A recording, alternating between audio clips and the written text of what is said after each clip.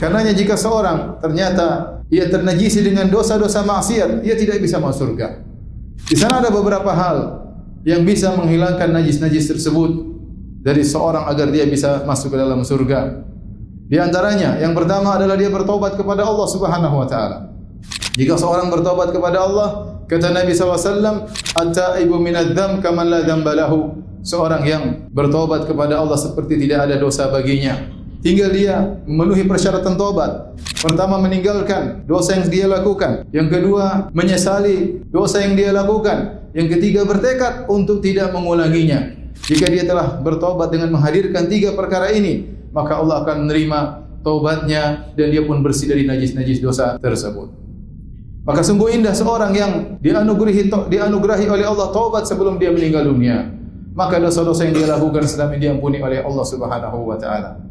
Yang kedua di antara hal yang bisa menghilangkan najis dosanya dari tubuhnya adalah beristighfar kepada Allah Subhanahu wa taala.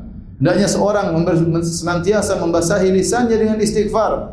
Kata Nabi SAW, tuba liman wajada fi sahifatihi istighfaran katsira. Sungguh beruntung seorang yang mendapati dalam catatan amalnya istighfar yang banyak. Karena dengan istighfar, dosa seorang diampuni oleh Allah Subhanahu wa taala.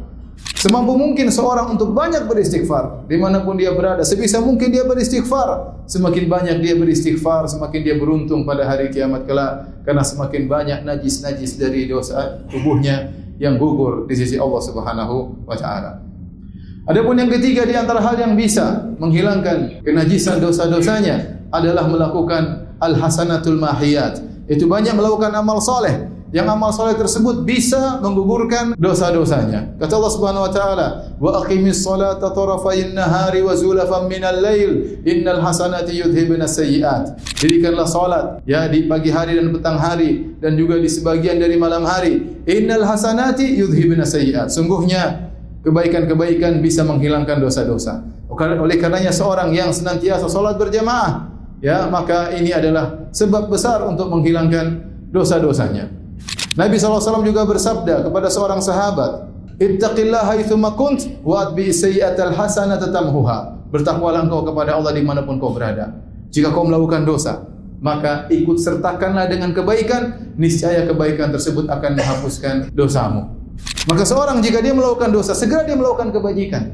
Semoga kebajikan yang dilakukan setelah dosa tersebut akan menghilangkan najis dosa yang baru dia lakukan. Jika seorang matanya melihat hal yang haram, melihat wanita yang tidak pantas untuk dia lihat, apakah secara langsung atau melalui layar HP-nya atau layar televisi, maka segera dia bertaubat, segera dia memandang ayat-ayat Allah, dia baca Al-Quran, buka lembaran-lembaran mushaf. Semoga apa yang dilakukan tersebut bisa menghapuskan dosa pandangannya tadi. Maka seorang berusaha banyak mengamalkan soleh. Jangan lupa zikir pagi petang, jangan lupa salat 5 waktu di masjid, jangan lupa salat duha, jangan lupa berbakti kepada orang tua, jangan lupa baca Al-Quran. Yang itu semua semoga bisa menghapuskan najis-najis dosa yang ada pada dirinya.